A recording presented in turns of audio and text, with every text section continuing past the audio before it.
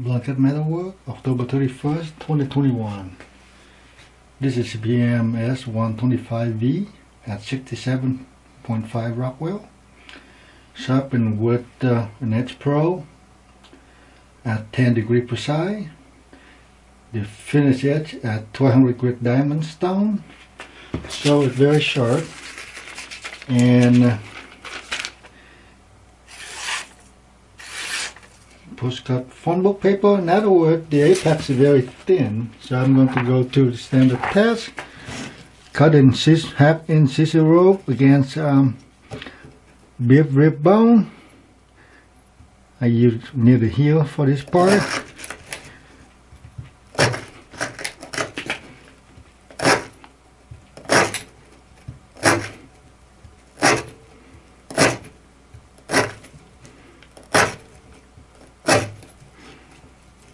It's supposed to be 10 cut. Make 11. Anyway.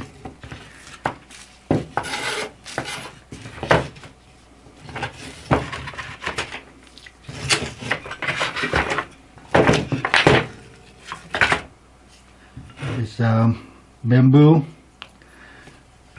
disposable bamboo chopstick. I won't count each cut. I just get it going. Okay. 1.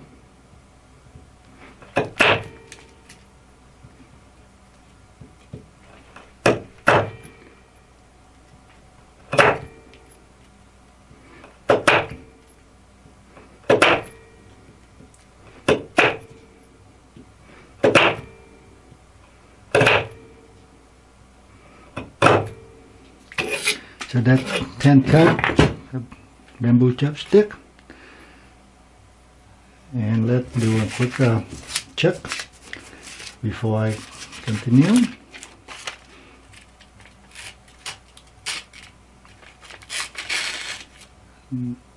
There seems to be noisy.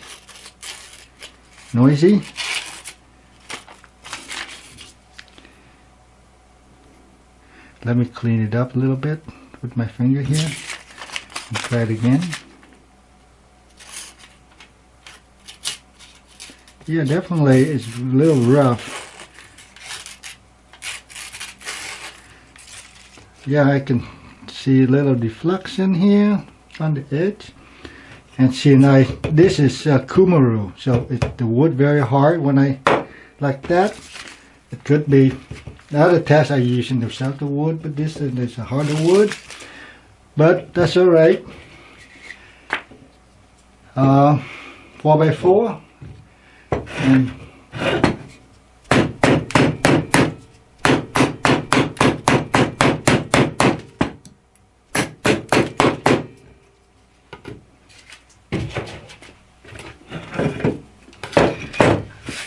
this is a very thin blade. You can see the whole is taper, and this is supposed, with the geometry, it's more like a laser kitchen knife. It's not really for chopping and do these kind of tests. So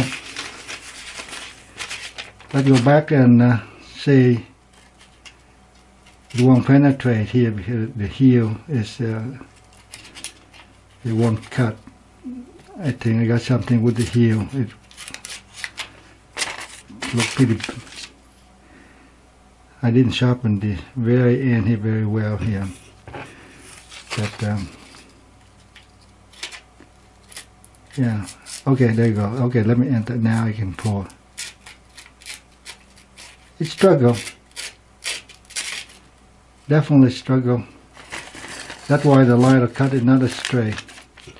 So again, this is 10 degree precise. It's pretty hard. So I'm going to be, this part is untouched, so I'm going to whittle pork rib bone.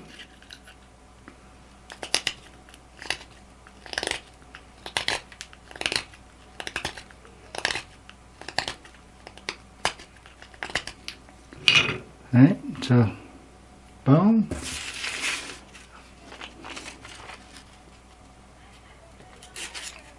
Okay. Okay.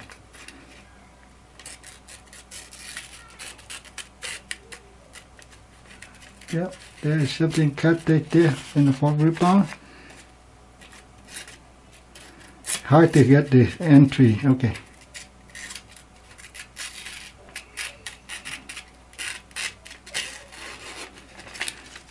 But there's one catch, but again, it's pretty smooth line here. So the fork rib bone is not bad, but I can see them from a lot of edge deformation. Deflection is not because what I can see the shininess. I don't know if you can see it. Anyway, now the next part is I'm going to cut the power cord at the out the end here.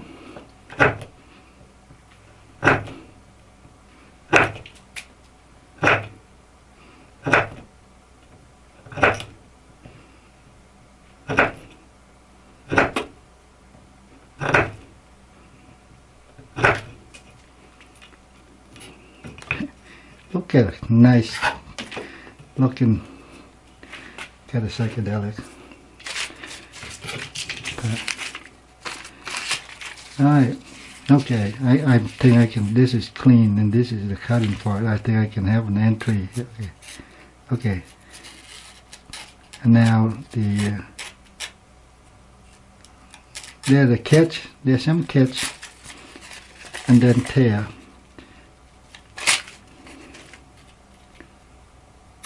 Okay.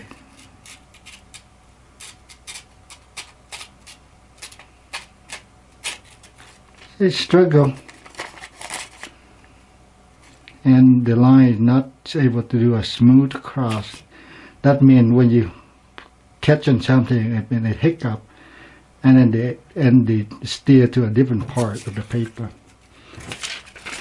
And if I were doing, if I were entry here, I would do it just quick.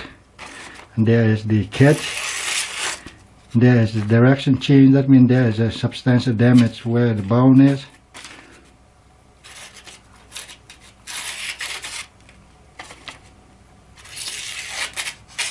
Definitely with the bone, and you have a little right there. Let's take a close look. Here is the close up. The thickness behind the edge here is actually standard. It's in, that you can see, and the scale. And let me look close up. Here with the bamboo, you can see the mark in the bamboo stuck on here. It's actually all right. Compared to say the bamboo down here with the S60. So actually, this one has less deformation. But what jump out, that's why I have difficult time trying to make the entry cut into the phone book, is the big fracture here. You see, when initially you have deflection or deformation, but anything big. In this case, a big here is a deflection big enough and a fracture and have a little bit of an angle here. So it bend and fracture. So this where the back of the edge dig into the kumaro wood, and then I think because of the motion I cut a little at an angle instead of perpendicular. I did pry, so I pried up 2 chunks right here from kumaro, pry into kumaro. And so I guess for the other, I did not do that, and so and also maybe have a leg for the S60V here tougher, and so it might didn't do that. Compared to see the Rex 121 here it is, and the back end of the Rex 121 was that really soft plywood piece. Anyway, come out looking at the this thing here, widow the cook dry pork rib bone. This is more comparative, would be good in this one, and because compared to like the S60V, and you can see the magnitude of the damage here. They have a bunch of deformation, and then these are fractured. But again, they have an angle. That's why they got a shiny. And so, in other words, it bent and went beyond the elastic, going to plastic a little bit, and then it fractured up. And so this magnitude is not bad. But however, compared to, say, Rec 121, even though, yeah, the damage did have done, but however, it's really small. I mean, the fracture will be really small here. And this thing a little larger for this one. And voice element, no, this one here. And then for the cutting to the power cord, again, I think the back end has something to do because there are a lot of deformation you can see this way. However, you have these clearly a fracture. This one is partial. It did not come a clean fracture. It meaning that some of the band remain, and that's why you have a little more slope here. And virtually, if we take a look relative to, quick jump to the 15V here. 15V also, again, you can see the slope of fracture here and the deformation. So compare the pork with the pork here, and then the 60V, you can see that, I mean, it's similar to size to the S125V. So in other words, for this edge, given that if I didn't pry the Kumaru wood, it will look pretty good. Of course, I mean, I do not expect deformation to be as big as 60V, because again, this is 125V, which is above the 90V. It's a ridiculous level of carbide volume. I mean, it would be so high. I mean, near the Rec 121, except, you know, S125V is stainless, while this Rex is not. And so overall, I mean, this edge, if it would go, maybe it would test later on at 15V, 15 degree precise or something, and it should be, you know, very serviceable in terms of, in other words, it would sustain or support normal function. I mean, of course, this part here I did chop into 4x4, which is silly, but I think the chop was way out here, so it did not suffer any sort of catastrophic failure, even though this is 10 degrees precise. Thanks for watching.